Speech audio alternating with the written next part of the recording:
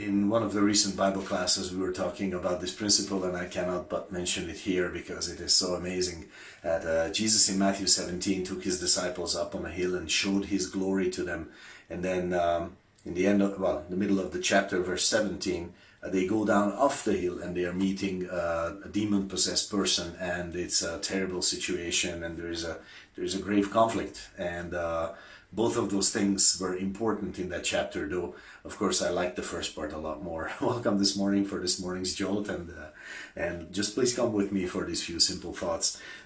So in Matthew 17, Jesus was saying to them, well, listen, I am there in your reality on the mountaintop experience when things are awesome and beautiful and glory is shining visibly, and I am there with you in the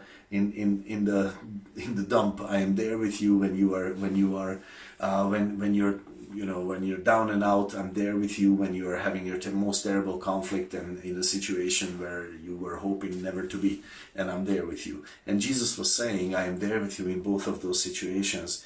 Psalm 139:12 is the verse that we mentioned, and I need to mention it. Yea, the darkness hides not from you, from God, but the night shines as the day. The darkness and the light are both alike to you. This is talking about God, that darkness and night is both alike to him. To us it's not. Darkness is hard. Light is great. We see things. We love that.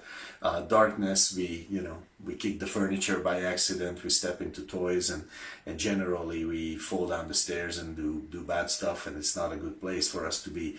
But the point is that God is with us in both places, and both places are places where we can meet him and where we can learn to meet him. And God is saying to us in that chapter, Matthew 17, both the up and the down part, that look, I want you to live in practical reality. Christians are not to be abstract people, obviously. Otherwise, he would have abstracted us out from this world the moment we got saved, but he didn't do that. But he left us here because he says, I want you to learn to meet me both in the glorious, beautiful, wonderful, powerful place, the day of your wedding, and I want you to meet me on the day of the first fight and the worst fight and the worst fight as well. I want you to meet me, because otherwise this is not going to be real for you. But if you meet me, I can give you something fresh in every situation like that, and I can be there for you, and those situations will not be nightmares because you're meeting me.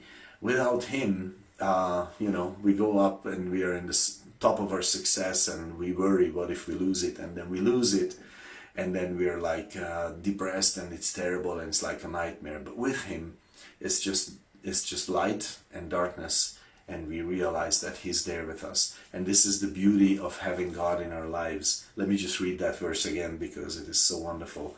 Yea, the darkness hides not from you, but the night shines as the day. The darkness and the light are both alike to you.